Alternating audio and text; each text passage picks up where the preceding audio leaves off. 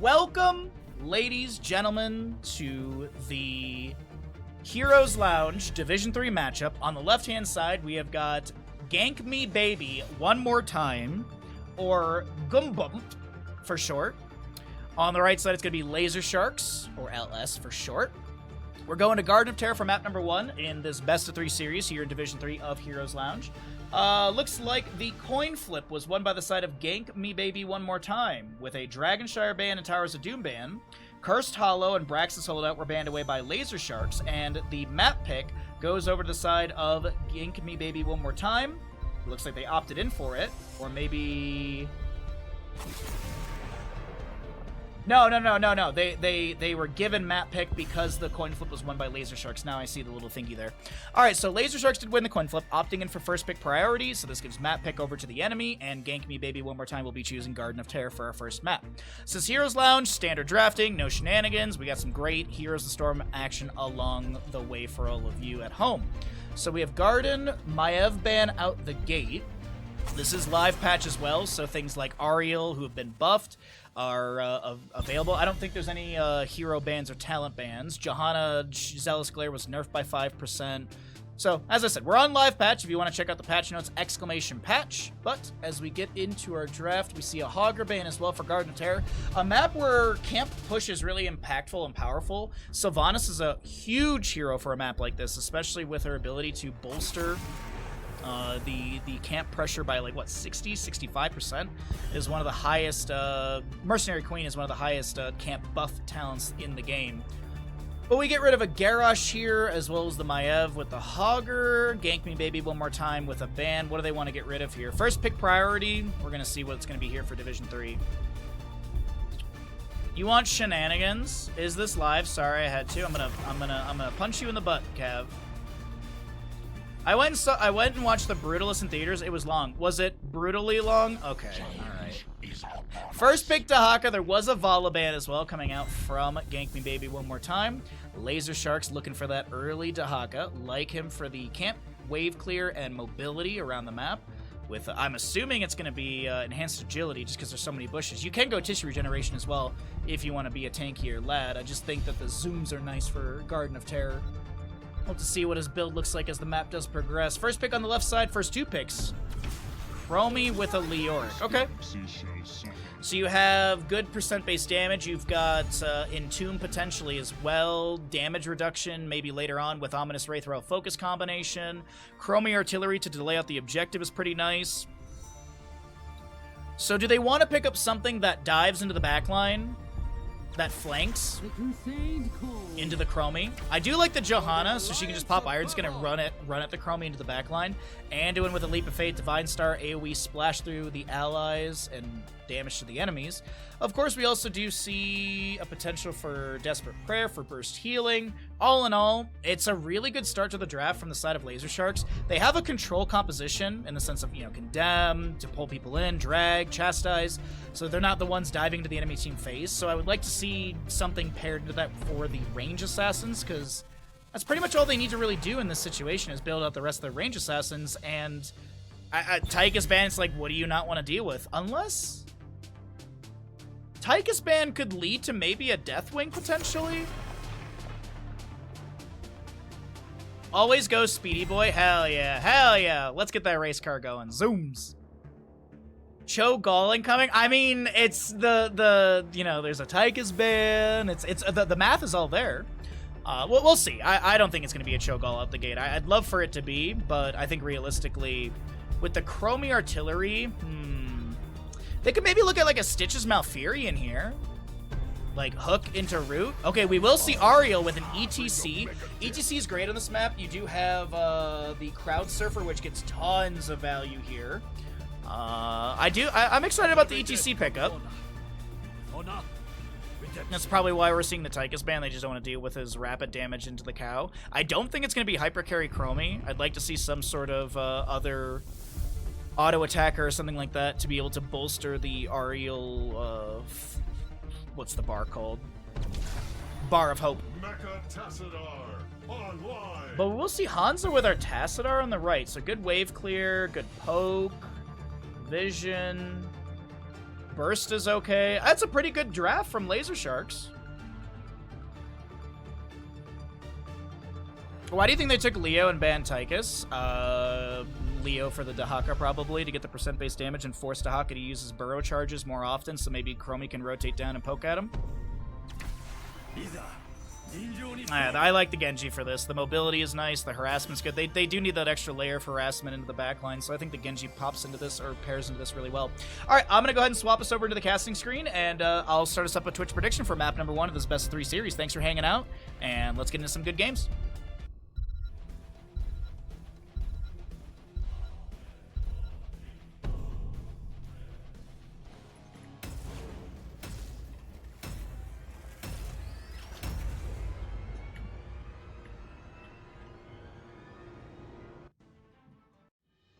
All right, you know the deal. Gamble's going. I got myself a delicious cup of tea. Lazer Sharks with the portrait synergy on the right side. Gank me baby one more time is 3/5 of the way there. Kuba and Warcraft 3 Mouse need to fix their portraits, but, you know, that's just my opinion on the matter. Let's get into it, everybody. Let's get a proper introduction here. I'll do my best to pronounce all the names here. On the left-hand side, we are going to be looking at the members of Gank Me Baby one more time with a Kuba Genji. Shade will be your Ariel. We have a Machista maybe on the Leoric. Warcraft 3 Mouse is your Chromie, and Flesh will be your ETC. Right side of the map is going to be Lazer Sharks with Deckard Coin as the Dahaka. Bot is the Decker, or the Anduin. Pluck is going to be on your Tassadar. We'll be seeing Tom playing Johanna and Juju with the Hanzo right there. Psystorm Infusion level 1. We'll be seeing a Power Word Shield for the Anduin. Q build for a Hanzo with target practice. Gets a hit on Chromie. Scatter off the wall into ETC. Dahaka with enhanced agility. As mentioned in Twitch chat, we have the Zealous Glare, which was nerfed down to 70% in the most recent patch. Opposing side, we are going to be seeing ETC with Block Party. We've got the Sacred Sweep upgrade with the Righteous Assault. Genji with the Agile Dismount. We've got Osin's Renewal for Leoric. And last but not least, Chromie with the Deep Breathing. So I'm assuming she's going to go Morbius Loop at level 5 or whatever. Granted, that was nerfed, I believe, in the most recent patch. We'll see what the level 10 is going to be as well. Ooh, maybe Crystal Aegis to deny Temporal Loop, so maybe it's slowing Saiyans. Unraveled level 20 did get buffed in the most recent patch, so there's that as well.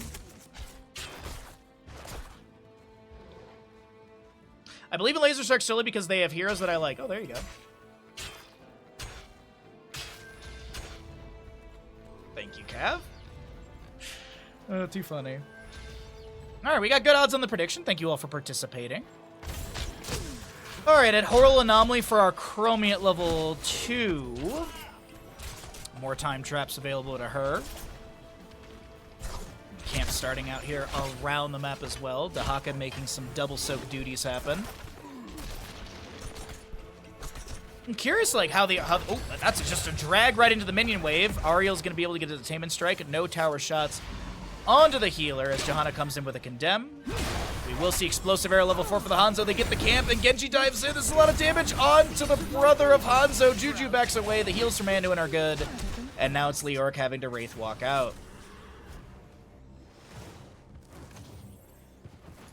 Shuriken Mastery at level 4. We have the Speed Metal ETC, so he's very much being a support tank to his allies with that Block Party as well as the Speed Metal AoE effect.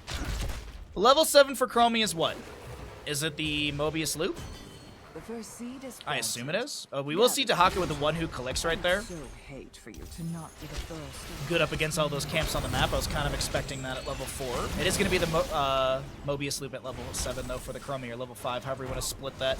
Genji jumps in, a few Shurikens in, Swift Strike away. Hanzo looks for another Stormbow stack, can't find it, and he'll have to back away to safety. Currently have a Chastise into the Genji, the drag from Dahaka, and first blood goes over to the side of Lazer Sharks if that does sway your Twitch prediction. action for map number 1 of this best of 3 series. Chromie trying to delay things out on the left side, gets hit by the Johanna, slowed a little bit. Hanzo can't find the damage needed. Speaking of, let's go ahead and take a look really quickly at the Hanzo here. I want to see how many stacks he's got going on, who he's got to hit. ETC one more time, Ariel, Genji, and Chromie twice more.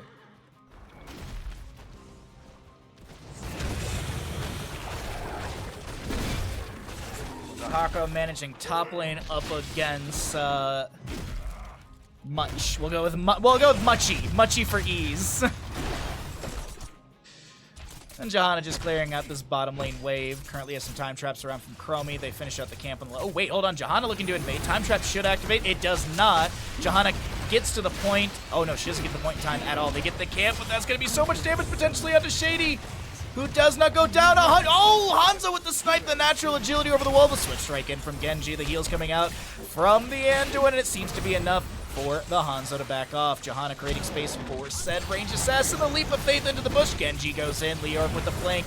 Big spectral swing, and they can't get. They get the kill from Genji in the end. Onto the brothers. Shimada Bro taking him down.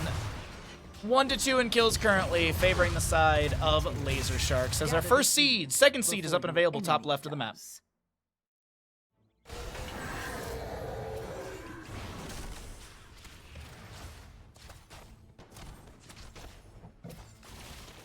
All I see in chat is something about Butcher. I'd love for a Butcher game in this series. Yes, I agree.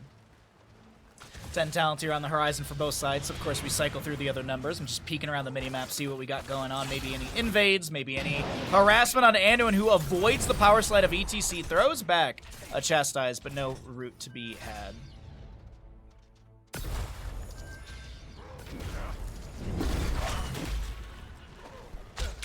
Seeds available on the left side. Camp in the bottom starting to move up a bit more here. Give me 1 second, chat. I want to change one audio thing. It's just a little quiet. There we go. Just one quick thing there. The music in the background just wanted a little bit louder. Another 10% would be nice. Still waiting for those heroics. We got a little bit of an experience lead over the side of Lazer Sharks. Makes sense with the kill that they have. But all in all, the experience is really, really close to Haka. Rotating into the top lane, looking for a potential drag. Does not find anything. No gank onto Gank Me Baby one more time as ETC lands the power slide, but no face melt into the Johanna as the second seed still is available. Leorg's starting to work on this. ETC Mosh Pit level 10. We've got a Crystal Aegis. X-Strike. Dragon's Arrow from Hanzo goes wide. A bit of pod racing here. The X-Strike from Genji takes down the Anduin as Leorg did have Entomb utilized, and the Temporal Leap from Chromie was picked up at 10 as well. On the opposing side, it's going to be Black Hole, Dragon's Arrow, Blessed Shield, Isolation. Anduin, is he considering Holy Word Salvation? ETC has 2 interrupts, plus a Mosh Pit, so 3 technically. You have a Detainment Strike. You've got... Well, he's going for it! It actually can work. Like, I actually think this is the right call. Drag from Dahaka onto the Genji. The Chastise comes out, and that's a beautiful setup into the Genji kill. As Dahaka taps the bush, looking to chase onto more. It looks like Much is able to mount up and rotate into the top lane wave. Next seed is available. It's 1 out of 3 on both sides. Bottom center of the map and mid lane. ETC creating a bit of space for the Ariel to be able to back away. It's a bold move, Cotton. We'll see how it pulls. See how it pays out. Baha, you have to sing the team name. I do. That's news to me. Didn't know I signed up for that. Gather that seed for me. Alright, so bottom center of the map. Available for a seed.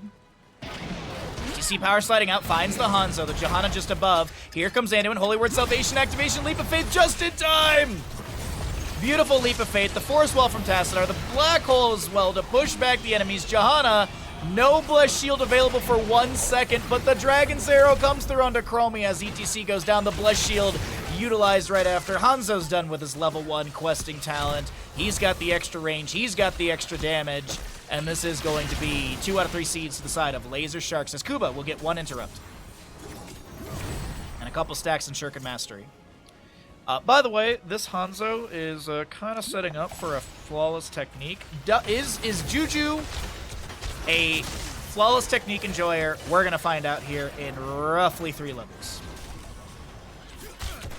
Will there be more than 8 flawless technique enjoyers in the world? So far, we have not seen a Holy Word Salvation activation, but the Leap of Faith, as I mentioned earlier, was absolutely on point. After 0.5 seconds, channel to invoke the light for 3 seconds while nearby allied heroes, while nearby allied heroes heal for 30% of their maximum health and are protected. Yet another seed. I trust you know what to do, heroes.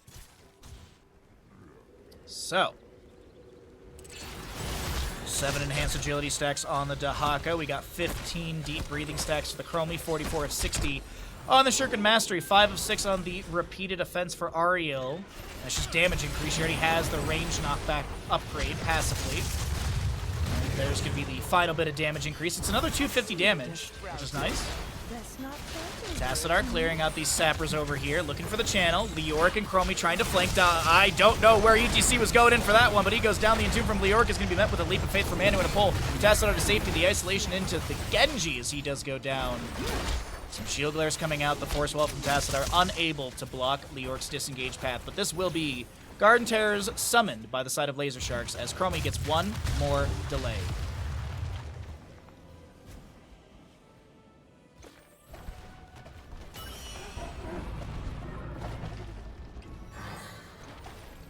Haka meanders his way into bottom.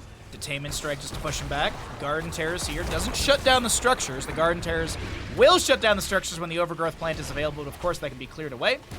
Garden Terrors will lose health every time they auto-attack. They do not passively lose health like Tomb of the Spider Queen spider summons. Back in my day, you used to drive the Garden Terror. You had to go all the way back here, pick up the Garden Terror, then drive it into a lane with all the abilities. Meanwhile, your team went somewhere else to try and either find split value or distract the enemy team. But that was back in, like, what, 2014 or something? Long time ago. Entomb onto the Johanna. She activates her Iron Skin. The Dragon's Arrow lands early into the Genji as he swift strikes away. Is it bad that I prefer the older version of this map?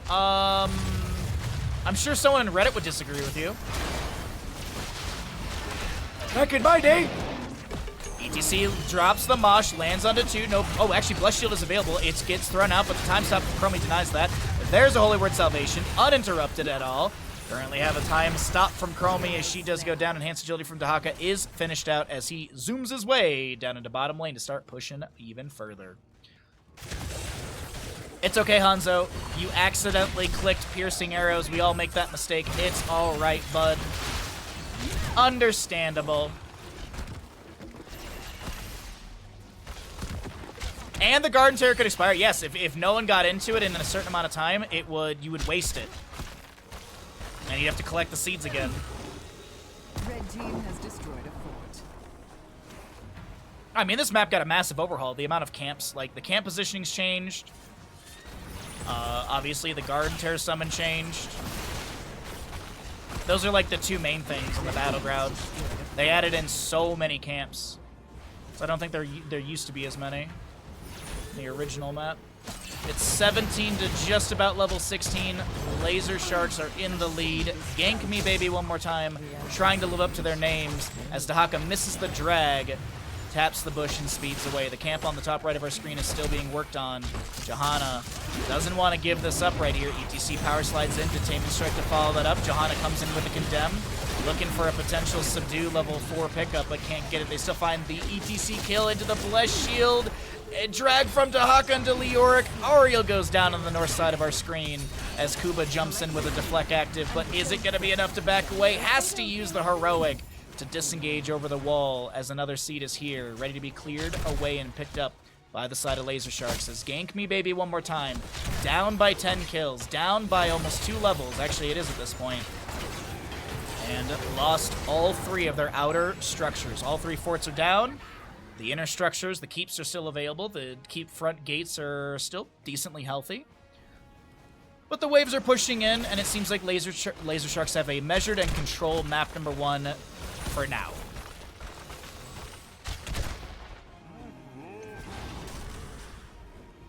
Yeah, you used to have to come back. It used to be like here on your map. You'd have to hearth back and go and get inside the Garden Terror. DC power sliding, face melt, temporal loop. Does Johanna have an iron skin? No! Nice temporal loop that pulls in some experience. Late game experience does mean a lot. Oops, wrong button right there. There we go. It's 3 to 12 in kills, and it's roughly a 6,000 experience difference in that department right there. But it's even talent tiers for the time being. ETC drops the Mosh onto 2. The Black Hole from Tassadar interrupts that. Dahaka trying to get the camp, but the Detainment Strike from Ariel pushes him off the point. Unfortunately, a Hanzo Dragon Arrow comes through and lands the kill into Leoric. Pluck gets the Leap of Faith from Andu into safety. By the way, we still are going to be seeing Reservoir of Hope. This was nerfed in the most recent patch, but with the Hope generation being buffed quite a bit by Ariel, or for Ariel, I think it actually works out pretty good for this. I think the changes for Ariel were very good, and I don't think it makes her OP, but it definitely puts her in a better spot as the drag from Dahaka lands onto Chromie, and she goes down. I swore Leoric had vision of the Dahaka in the bush as well, and just Chromie walks in there like, he won't drag me. Silly. Leoric, Wraith walks away. No time trap activation, obviously. Chromie dead for 33 seconds. It looks like our Anduin gets the channel. 2 out of 3 seeds to the side of Laser Sharks once again. As they move into top lane, maybe chasing onto Leoric and Genji. Great dismount with that scatter. Dahaka comes in, looking for a drag off the Blessed Shield. There's a Crystal Aegis onto one. The hero, it's Ariel, and she goes down immediately after. The isolation misses onto Genji. The Condemn from Johanna's there to flank. The X-Drake again has to be used as a disengage tool. And now the Iron Skin, the Black Hole. Johanna trying to step up, but a Shield Glare is all that's going to meet the enemy team. You would best be ready to gather another seed, heroes. Camp for the top lane grabbed. We have our next seed available. Dahaka can actually zoom for that and maybe brush talk in to help the team, but right now the fight continues. No Ariel for 16 seconds. Genji goes down first here. There's a trade onto the Andu, and he can't get the Holy Word Salvation activation. I think it was on a 10-second cooldown. Just coming off right now. Power slide in from ETC, has the Mosh Pit, drops it onto 2. The scatter from Hanzo. They want to take down ETC, and he does get picked off. The cow is cooked, and we got ribs for lunch.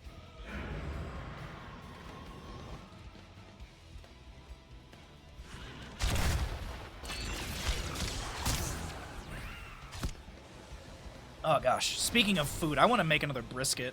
It's just such an expensive cut of meat. But God, the one I made for Christmas was so good. And even Kel sent me some liquid smoke as well to try, so... I was just using a generic brand, but he sent me like something special from Texas, so I was like, alright, I need to figure out something I can use this with soon. Not that it'll go bad, I just want to use it.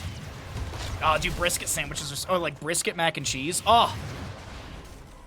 Anyways, food to the side. Let's talk about the push that's happening here for Laser Sharks as they get another Garden Terror phase. Top lane being managed by Leoric, mid lane being pushed in heavily by the allies around. Dahaka walks up, looks for the drag, does not have the elongated tongue, but if he did, he would have easily gotten that pull onto Chromie. Temporal loop onto somebody. Currently have Hanzo dropping the Dragon's Arrow into the face of his brother, but it's still an X-Strike to take down Genji here. Once again, Shimada Bro taking down Shimada Bro. A Leap of Faith out of the Entomb. The Chastise goes out. The Garden Terror mid, by the way, is still like 50% HP, and it is going to guarantee that keep. Big mosh from the ETC, but the Condemn from Johanna interrupts it, and ETC gets pulled to his death. You could say he got pulled apart. Holy Word Salvation, Light of Stormwind, level 20. Anduin has roughly a 17-second cooldown on that. Since it's an active cooldown, or the cooldown's active the moment you use it, so then, yeah. So the math is there, because technically it should be a 20-second cooldown, because it's 60 off of 80, but as I said, it's an active, so the moment you use it, it starts that 80-second cooldown, you get the 60 jump. It's around 16, 17 seconds. If he's uninterrupted. Hold beef. Uh-oh, Genji on the right. I should have said shredded beef. That would have been better, but either way. 20s on both sides. We do have the Force Barrier, Light of the Stormwind, as we mentioned. We've also got a Bullseye for Hanzo, Balesh Shield, Radiating Faith, and Contagion for the Dahak on the opposing side. Crystal Aegis upgrade with the Diamond Resolve. We've also got the Living Weapon for Genji. Buried Alive, stuck in a loop for Chromie. ETC, what's he going for here? Torbus. So now you're increasing the mosh pit duration, but you can also use Power Slide during. So you could like drop a mosh here and then Power Slide into the enemy team. Not as far as I showed, but still. ETC split from his team here. Gets the Power Slide onto Anduin. Face Melt's there as well. Does have that level 13 Encore for the cooldown onto the Heroic. Shock Rays coming out from Tassadar. No level 16 Thermal Lance. Did go into the Psionic Shock, so Psystorm deals deals damage 25% faster. Thermal Lance, a nice chunky percent base damage right there. 5 stacks on the Reservoir of Hope for Ariel. Detainment Strike, Repeated Defense is done. Shuriken Mastery's finished. Of course, Deep Breathing's done. No sub done for the Johanna level 4. Hanzo and Dahak are done with their level 1s as well, but let's take a look at this engagement around this next seed. No Garden Terror summon on either side, but it could be 2 out of 3 for the side of Gank Me Baby one more time. Genji looking for the flank on the right side of our screen. We have Siege Giants brawling out into the top lane way, but that doesn't matter. Genji jumps into the back, looking for something. Swift strikes away.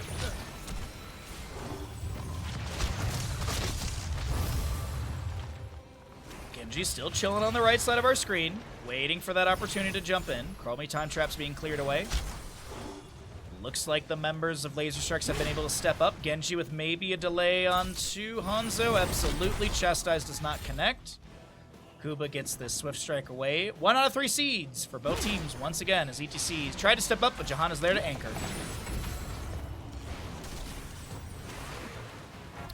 But yes, it's 5% off of the 120 cooldown, so you're looking at a 6-second cooldown per enemy hero hit with a face melt. That is wildly nice.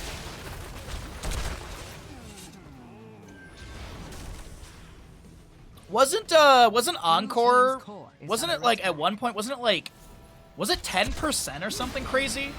I know it got nerfed down to 5 eventually, but I think it was like 10, then like 8 or 7, and then it went down to 5.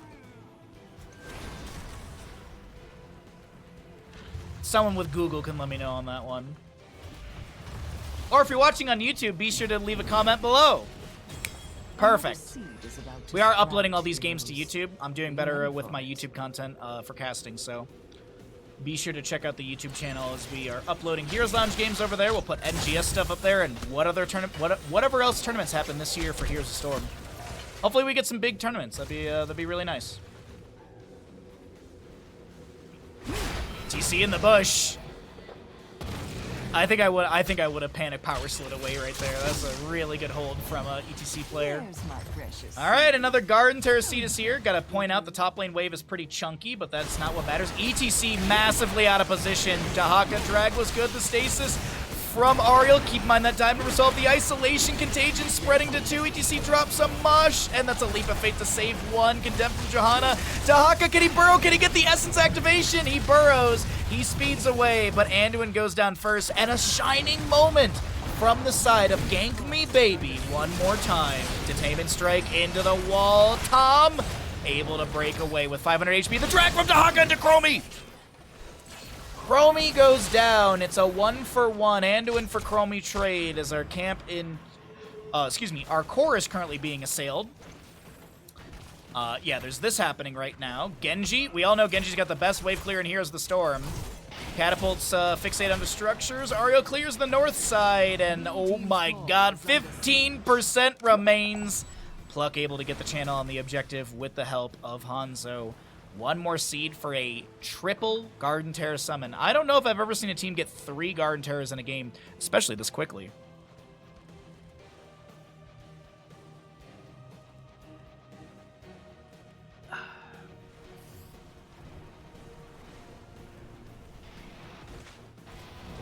Baseline quest would be cool. Knock back X number of heroes to get Encore.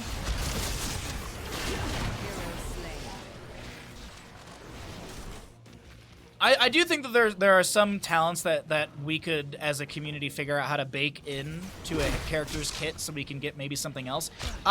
This is my biggest. I'm no developer, but I think this is a very fair update or development for a character. I think Sentinel Wisp for Lunara should be a baseline thing where it's like reveal X amount of heroes with Wisp X amount of seconds to be able to increase the vision range and radius of Wisp. That will allow us to have different level 1 talents. So bake Sentinel Wisp into Lunara's kit, replace it with something else, and give us some variety at level 1, in my opinion. Now, what you replace it with, that I don't know. That's for an actual person to develop. But in my opinion, I feel like Sentinel Wisp should be baked in. It's literally everyone's #1 pick.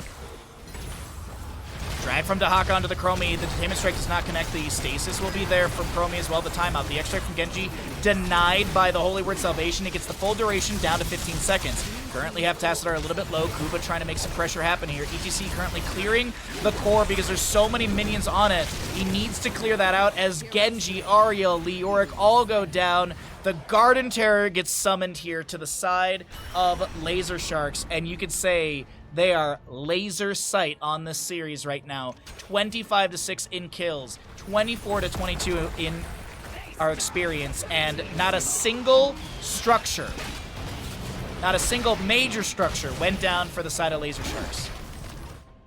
They did lose a little bit of gate stuff, but the Garden Terrors are here. Holy Word Salvation. GGs are called. That's map #1 over to the side of Lazer Sharks.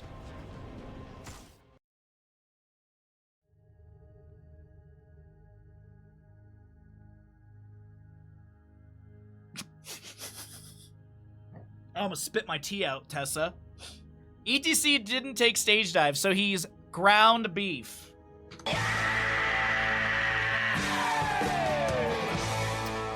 Choose outcome. Which team wins Garden of Terror? It was Lazer Sharks. Okay, chat. We are going to run a block of ads before we get into the next map. Be sure to subscribe if you are not. If you're not following the channel, be sure to follow. We cast a bunch of Heroes Lounge. We do a lot of Heroes of Storm commentary. We stream 6 days a week. We got a lot of fun streams here, like Baja Ross or Shronk and Lord Farquaad. We got a lot of fun stuff on this channel. We got Bandit. We got all the great stuff. Be sure to subscribe if you can. Follow the channel because it costs you $0. I'll see you after the ads if you get them for the next map in the series. Hopefully we get a 3-map series. If not, I still have another best of 3 after this one for all of you. But subscribe if you can. Let's try and hit that sub goal, and I'll see you in the next map. Welcome back, everybody, into Heroes Lounge Division 3. My name is Bahamut. We're having a good time. Oh, why is that Heroes Lounge logo so itty-bitty? Let's fix that here. My name is Bahamut. We are currently casting some awesome games for all of you. We are getting into map #2, so I'm just trying to fix this really quickly so it scales out right. Am I going the right way? I need to go this way to there-ish. Okay, that works. That works pretty decently. All right, so Heroes Lounge, we're in map #2 of this best of 3 series. We're going to Infernal Shrines. The losing side of Gank Me Baby one more time has chosen for first pick priority, so this will be the map choice of Lazer Sharks, choosing Infernal Shrines. Did you just shame the Heroes Lounge logo for being 6 inches? Okay, all right, okay. It's bigger than 6 inches. Mephisto and Johanna will be banned away. Mephisto fantastic for this map. Johanna just had a really good, or the Johanna player last game. Tom, I think was the name. Yeah, Tompa Boy. I just go for Tom for short. They had a fantastic Johanna showing, so I don't blame them on the target ban. Maev and Garrosh removed once again. Lazer Sharks do not like, either Lazer Sharks know that Gank Me Baby one more time like to play the Maev Garrosh, or they just don't like to play against it. It's one or the other typically. But here for Infernal Shrines, first pick goes over to the side of Gank Me Baby one more time, and they're gonna set up with a Hogger. Hogger, hunt them down.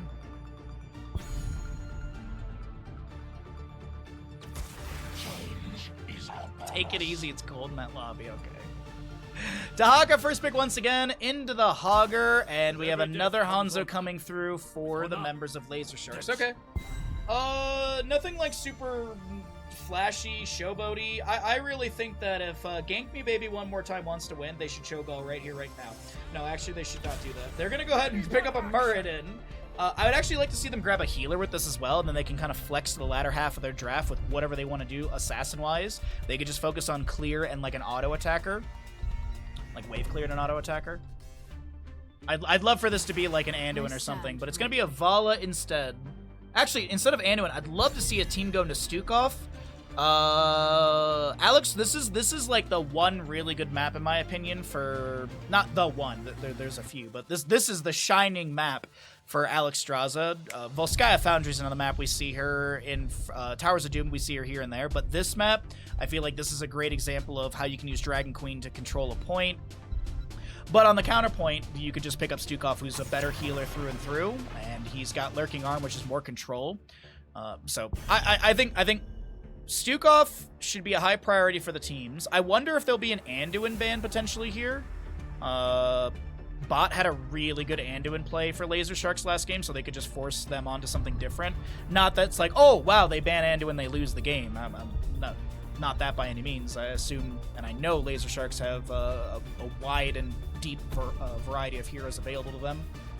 But I still think the Anduin was really, really strong. Get rid of the Leap of Faith and stuff like that. It's going to be a Sylvanas banned away. Her push potential is really good. Her mobility is fantastic.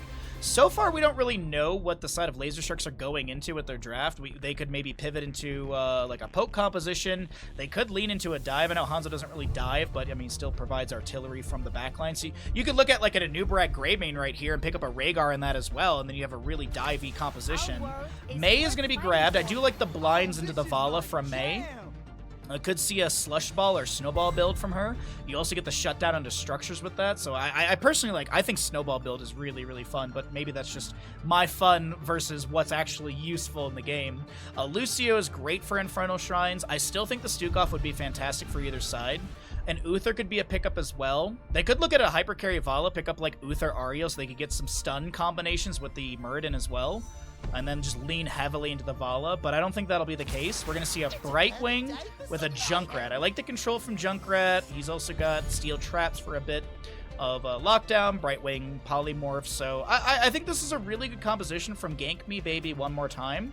And hopefully, maybe, they can take us into a map number 3. No bias against either side, just I want as many games of Heroes of Storm as possible. And I think chat agrees with that as well. Last pick on the right side, though. What are we going to be seeing here for Lazer Sharks? What will they round out their draft with?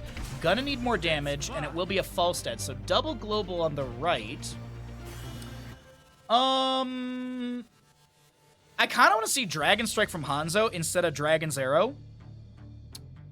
Ooh, that was a big wind. You okay, bud? Sorry, Bandit hates the windy days. He freaks him out a bunch, so sorry, bud. I know. You're doing so good today, bud. All right, let me go ahead and get a Twitch gamble for all of you, and we'll get into map number 2. Hopefully not the last one for this series. We still have another best of 3 after this, so of course, stick around for all the great fun.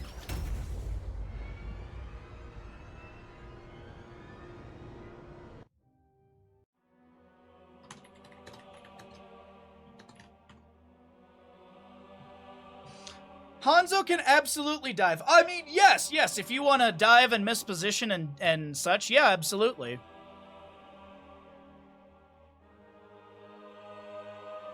If you want to press your D into the enemy team, by all means, that's your prerogative, I guess. Right side of the map for Infernal Shrines and our first best of 3 of the day. On the right, it's Lazer Sharks with a Juju Hanzo Deckard coin on your Dahaka. Tom playing that Mei. We've got a Bot Falstad. And last but not least, Pluck on the Lucio. Left side of the map, trying to take us to a map number 3 through Infernal Shrines. Down in the series, we have got the members of Gank Me Baby one more time. Shay is going to be playing the Brightwing. Flesh on the Junkrat. Kuba Hogger, Muchista. That name throws me off so hard. Will be your Vala, and WC3 Mouse is the Muradin. W build Vala. We've got Third Wind Muradin level 1. Stormbolt into the Mei immediately, who did go for the heat transfer.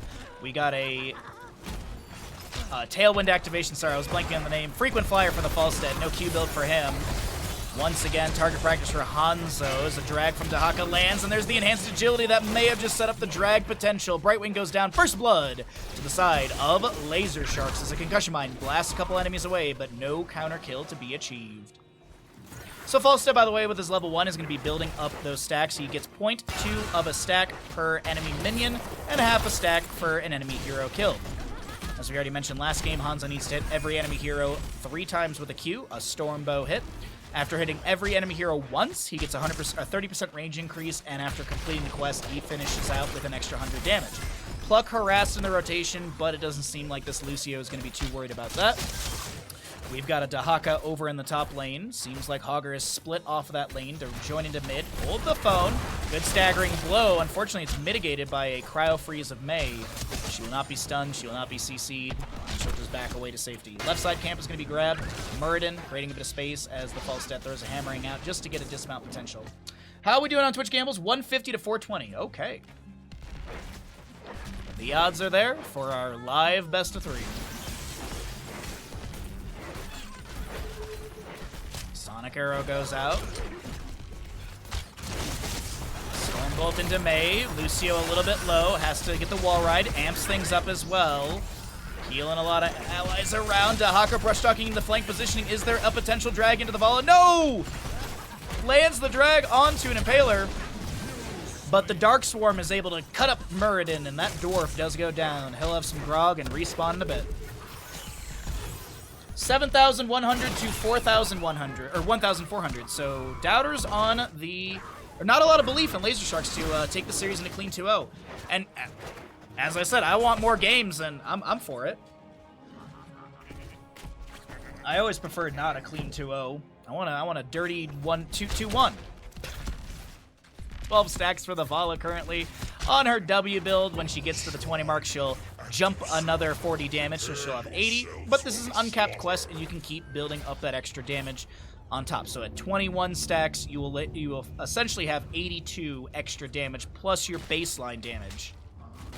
You might be like, what are you talking about baseline damage? There's baseline damage on your abilities here. So baseline damage is 193. We don't have the level 4 picked up, so Arsenal can add an extra damage. Lucio went for a scouting mission and gets taken down. What's up, Stark? Good to see you, bud. You are just in time to gamble all your channel points away if you feel so inclined. Bounce around from Hogger. Doesn't set up the infinite bounce, but kind of gets a very interesting setup right there. We'll call it a jazz bounce. It's kind of all over the place. Drag from Dahaka. Finds the Brightwing. A polymorph into the dinosaur, turning him into a squirrel. Vala vaulting in. A couple autos into the Hanzo here. Did go into Arsenal level 4, so that's more damage as well. On top of the grenade damage, so really good scaling for her W. Just needs to kind of get more of those hits in here. This might be a good moment for her to do so, but Junkrat goes down. 1-3 in kills favoring the side of Lazer Sharks.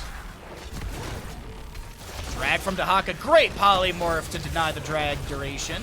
Hogger bounces through, and the first objective of the game goes over to the side of Gank Me Baby one more time. Arcane Punisher. Very good push potential here.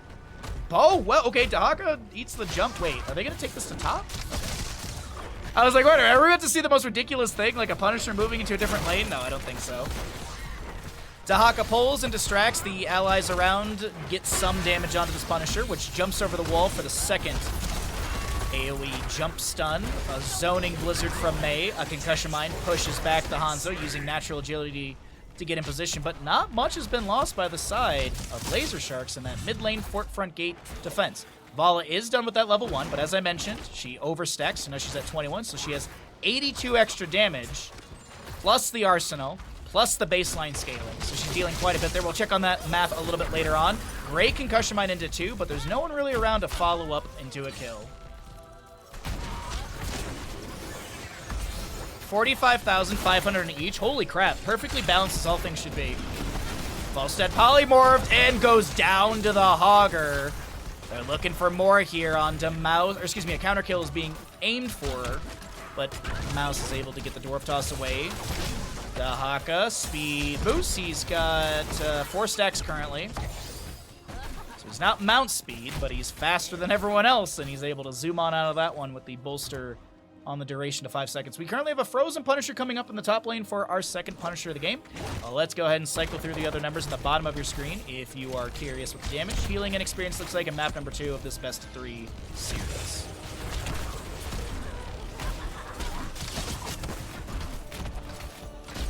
Yes, and yes, Stark. It is literally a thing for the future for me. I've been talking about it actually throughout this morning. I had such a fun time last night. The only downfall is that I woke up this morning and I was like, it's my day off. And I was like, no, you just spent your day off playing video games. Well, some of it, so yeah. It was a good time all in all. It was a very, very fun time. Yeah, finding out that Stark is a cannibal was probably the highlight of my night last night.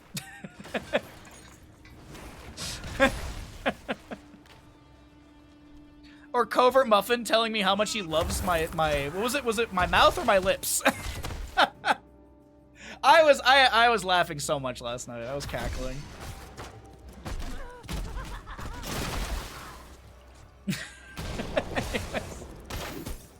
I got AP Hades working. Oh.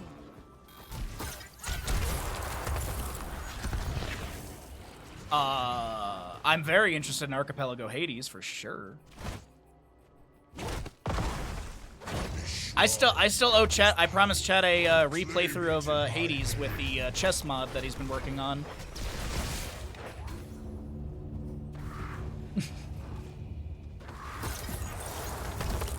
Our next Punisher is here for both sides. We've got our heroics as well. For Vala on the left, we've got the oh my god, sorry. The spinny shooty shot. We got Strafe for Vala, we got Riptire Junkrat, Shockwave on the Hogger, Avatar Muradin, and Brightwing Blinky on the opposing side. High Five, Isolation, Dragons, Arrows, AoE Stun, Gust for Falstad, and a Avalanche for the Mei. Shattering T. Ooh, good Stormbolt from Muradin connecting onto the Mei. Just a little bit of harassment. Second Punisher of the game. Falstad did fly up, I believe, into this engagement. Just checking on the flight status. Yep, 65 seconds. Chattering T to find the Mei. Hanzo still... No, he's done with his level 1. Gushimine splits the Junkrat away from Dahaka and enemies. Dahaka looking for an angle for a drag. It's polymorphed before he can land any connection. Avatar forced out by the Muradin. The Avalanche comes through finding 3. That's a 1.5 second stun. As the Dragon's Arrow and the Gust will be also utilized.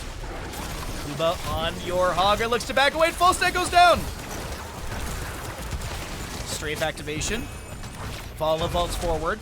Staggering blow, but no one else displays for another kill. But beautifully done from Gank Me Baby one more time. 3 to 3 in kills, 12 and some change to about 12 and a half, but I think with the second Punisher and the push in top lane, this is going to be a pretty promising moment for Gank Me Baby one more time.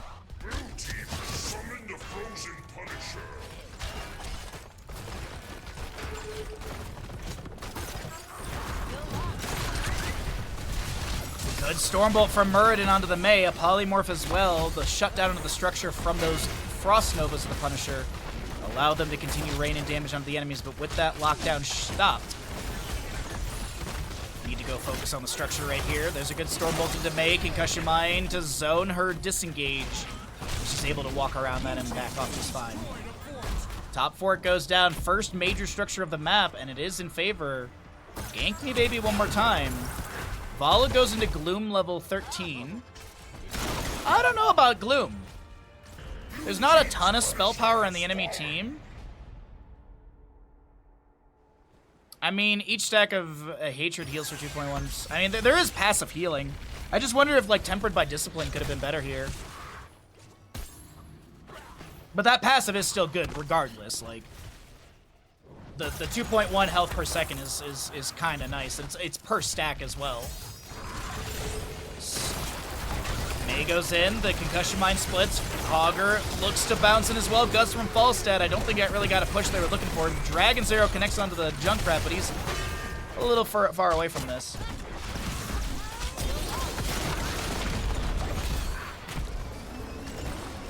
Nothing wrong with being a coward.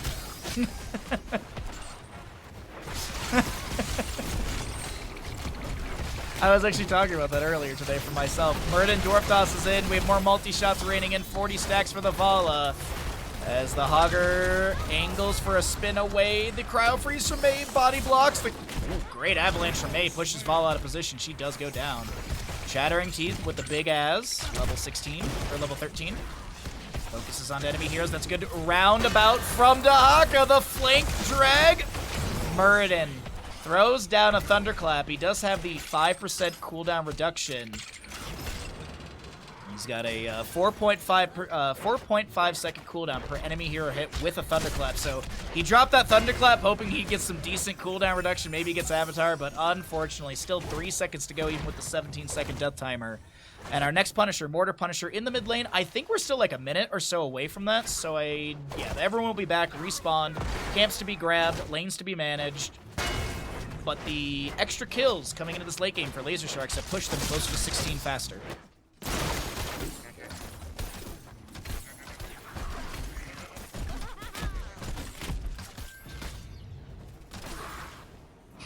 At least I had my dignity and none of my auto attack stacks. But what about Q build? Is Q build okay? Sonic Arrow out from the Hanzo. Avatar was activated. Has to dwarf toss away. Phase shift from the Brightwing. Does have the hyper shift level 1 for the extra percent heal. Drag from Dahaka looking for Kuba. But the Hogger will not be pulled out of position. Muradin, another Thunderclap, but Lucio wall rides away. On BOE, it's fun. That's true. That's true.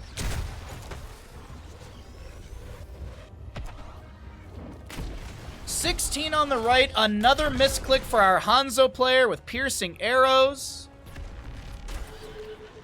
Joke if you don't get it. I do have to say, the Crippling Hammer level 16 for Falstad is a nice pickup as well. The extra slow, so that way you can have more auto attack time on the targets, since they can't move away as fast, and also just allows your team to chase in. Hold on, there's going to be a Blizzard, an Icing, a Riptire coming in as well. Even talent tiers on both sides, and Brightwing is the first one to go down as the Strafe from Vala is activated. The Shockwave from Hogger finds Mei. She gets a high five from Lucio. More multi-shots are coming out from Vala, but it's not enough to take down an enemy here. As Dahaka steps up, gets hit with a Storm Bolt. Hanzo scatter off the wall. It's looking promising for this Mortar Punisher to go over to the side of Lazer Sharks. Dignity is more important than winning? Oh, I didn't know that. I've been playing video games wrong the whole time. Red team has summoned a Mortar Punisher. 10 seconds on the Brightwing. The camp is being invaded over here on the left side, and Mei will be able to grab this. Vala will be punished, or at least picked off in this moment. And now a wall ride, a push off. The Avatar's forced out. The avalanche from Mei doesn't find Muradin. Phase shift from Brightwing, and Mei can't get the second kill, or the extra kill. Impaler camp in mid, pushing onto the fort. The Punisher already pulled by the Junkrat, working on the key front gate. And Junkrat kind of making a small mistake right there, in my opinion. I feel like that Punisher got so much value because of this Impaler camp in the back. Mei is going to go down. While, as I mentioned, was picked off as well. Keep will not be taken down here. It's going to take some damage, but it's going to be around 75% HP overall. Dahaka tapping a push and top. It'll go ahead and continue pushing the wave into the members of Gank Me Baby one more time. Muradin and Hog are going in for this. I mean, Dahaka is showing in top, but I'm assuming he's got a brush stock. Actually, I don't think Dahaka's going to brush stock, because why would he? He's just going to try and get most of the fort here for his allies. And then he can brush stock after. Wow. So Hogger gets camp. 15 on the Mei. Muradin dwarf tossing and looking for a staggered death here. Riptire coming out from Junkrat. The Gust from Falstad pushes back the enemies. Hammering goes out as well. Riptire activated, gets some damage, but most of that's being healed up by Lucio, AoE. Dahaka, still doing Dahaka things in top lane. Gets the fort, unabated. If you're curious about the Vala stackage, we can start doing some math here, or at least I'll let chat do the math. So, her base stackage, or excuse me, the Fire at Will stackage is at 138. You've got an additional 322 damage from multi-shot baseline, and then you also get 203 damage if the grenade hits as well. If the grenade hits as well. So I was double checking. I thought Arsenal might have more scaling, but I think it's just range, right? 3 grenades dealing. Yeah. And then the Frost Shot only slows, and Hungering Arrow gets benefit from slowed enemies.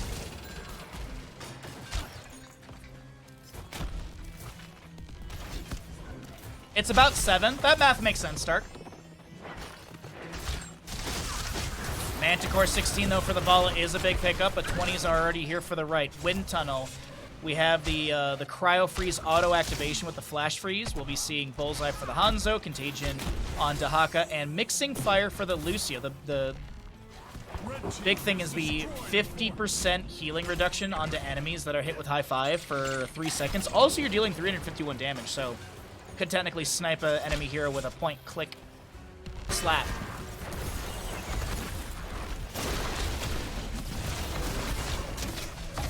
Augur maybe looking for a flank here, decides to go for more lane pushing. Looking for that 20, but gotta be a little careful here. Split from the allies, but the enemy was showing for a bit in bottom, so I think he knows he can just quickly grab the wave and rotate. Yeah, he's actually gonna hearth out. Good call. I did the math, it's a lot. Oh, okay, thank you. Falstad gonna build up a few more stacks here, around 36 or so. They're gonna grab top right camp. Left side's already been grabbed. We have just a hair of experience needed for that 20 talent here on the left.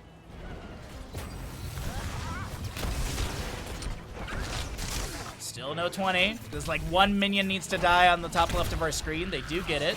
No control Hogger, Rewind Murden, Cannon Bowls for the Junkrat. Vala and Brightwing, so it's very protected for Brightwing. What's Vala going into? Spread volley from Junkrat with the cannonballs, zoning back the enemies, getting a lot of skeleton defenders up front.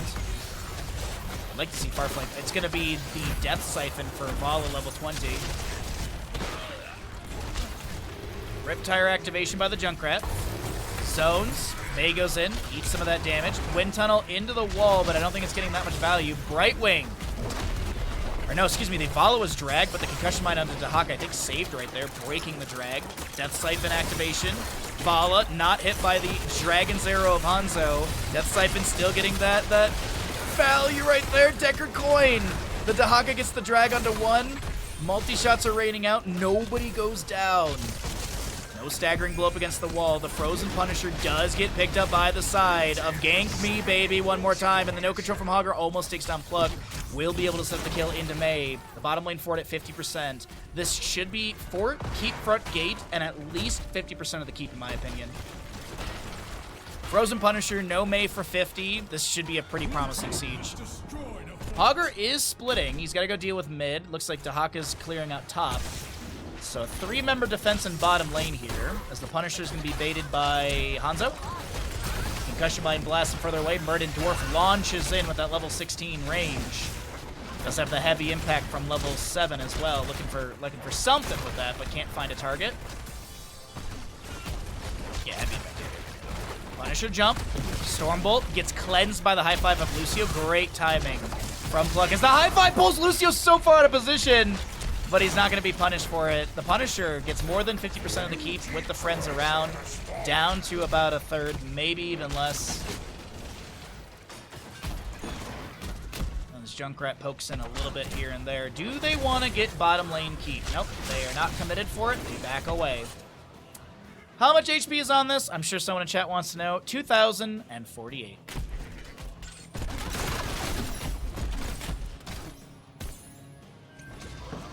Alright, that's some hot tea. So Falstad is showing in bottom, but he's wise to the situation and just floats away. Hungering arrow thrown in, almost gets the kill. Junkrat doesn't have any grenades. He's got a concussion mine. He should have grenades in a second. Yeah, there they are. Minion wave will not be enough. They've got wave clear and stuff. Junkrat literally needs to come over here and just throw one grenade onto the keep. 105. 105 right now. I know grenades deal less damage into structures, but they currently deal 283 and 50% less damage to structures. One grenade would have been enough. A singular Q. No invade onto the camp. Death Siphon activated by the Vala. A lot of damage onto the May. Currently a Burden with Avatar activated. No control from Hogger. Meets the Dragon's Arrow perfectly timed. The Wind Tunnel from Falstad. There's an isolation contagion. Burden pulled out of position. Vala trying to find some counter kills, but it's not working out, and things just absolutely fell apart on the side of Gank Me Baby one more time. That was such a promising moment, and it just, oh man, that Hanzo Dragon's arrow timing was absolutely so on point. Minion Wave will get the keep in mid lane, unfortunately, and that's still a mid lane fort available, so this is constant catapult pressure with no periodic to match that. Or not even match, just no periodic catapult pressure to like push back the wave, so things are looking good for Lazer Sharks in the latter half of the game.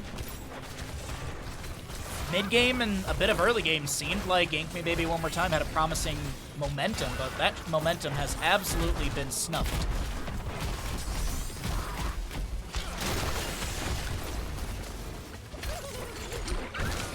Pressure Mine blasts back the Shaman, which allows them to summon more Hellhounds. These will need to be cleared away once again, and the Shaman gets cleared out. Catapult is still fixated on the structure.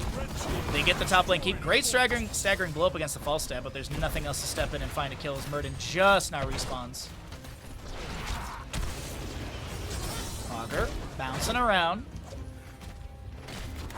Drag into Hogger immediately. He's definitely dead. Beautifully done by the Dahaka player right there. That might be the game-winning drag, really. That might be the beginning of the end, but let's see what ends up happening. Murden Dwarf tosses in, looks for the storm bolt, but Falstad has the barrel roll in time. Emotional damage! Something like that. Wind tunnel up against the wall, the drag onto the Junkrat. The high five is there with the mixing fire, damage and healing denial, but I don't think Brightwing had any healing coming in for that Junkrat. I mean, I guess you can get Punisher. You technically don't need it here. Hanzo Mei finishing out the Punisher. Looks like there's a slight disagreement from the players in what to do, but it's the safe, easy call. They're going to grab Mortar Punisher and push into mid lane. Will this be a game-winning moment? Let's find out. Mid keep has already gone down from earlier wave and push. Currently have Vala in the Hall of Storms trying to get a bit of that mana back as well. Murden Dwarf tossing away. Dragon's Arrow finds him and Brightwing, the Sonic Arrow to follow that up. Auto attacks from Falstad are decent. Is this greedy here? Trying to go for these kills in the lower half of the map. That's going to be Pluck going down. Kuba's so very low, gets a blink heal from Brightwing. The Punisher's still very healthy. Death Siphon will expire as Vala. There's going to be a jump from the Punisher soon, I think. Murden, Bud, Murden, team. Uh-oh. Murden going for a kill onto some of these characters. Brightwing tried to help out right there. The core shielding is dropped. The wind tunnel up against the wall, kinda. Hogger bouncing around. A Riptire coming through as well. The Punisher jumps over. The Nexus Forces find the double kill in the end. And ladies and gentlemen, Lazer Sharks takes the series in a clean 2-0. GG. Well played.